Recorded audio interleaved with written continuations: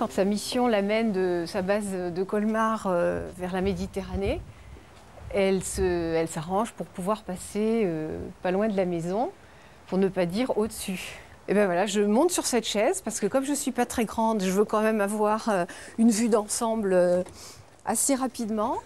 Et mon mari me dit, lui qui connaît bien la navigation aérienne, elle arrivera de là.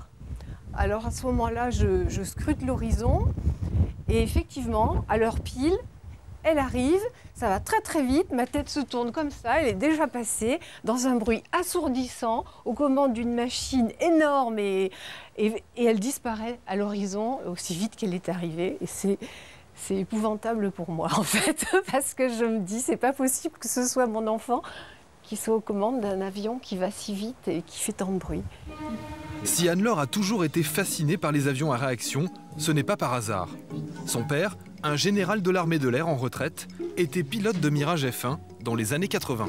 C'était une photo un petit peu clin d'œil, on était en train de dire, elle est assez rigolote, parce que elle a été prise complètement innocemment et en fait maintenant elle peut presque avoir une autre signification. Là j'avais 2 ans et en fait j'avais le calot de mon père qui était capitaine. C'est amusant parce qu'on n'avait jamais fait le rapprochement.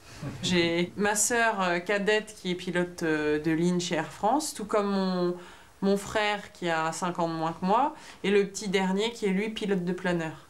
Je pense qu'ils se sont rendus compte quand même que ça m'intéressait, que c'était une passion, mais je les ai laissés suivre tout ça, et puis sans doute que ça a déteint un petit peu sur eux, puisqu'il y en a plusieurs qui sont lancés dans la carrière de pilote.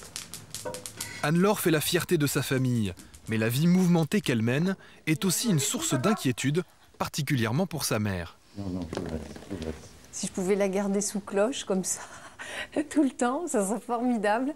La crainte essentielle, c'est l'accident d'avion qui guette tous les pilotes de chasse à chaque fois qu'ils montent dans l'engin.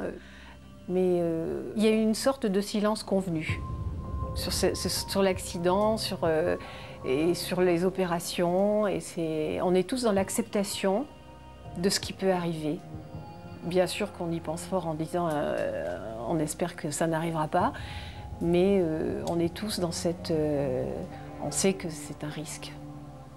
Quand des accidents arrivent, toute la famille des pilotes est effondrée dans ces cas-là.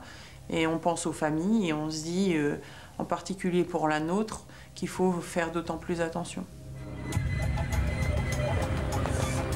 Partir à l'aventure en laissant derrière soi ceux qu'on aime.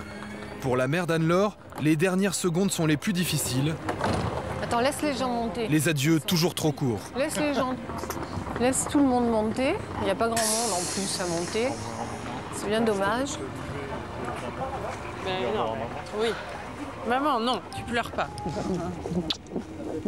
Tu fais très attention. Ouais.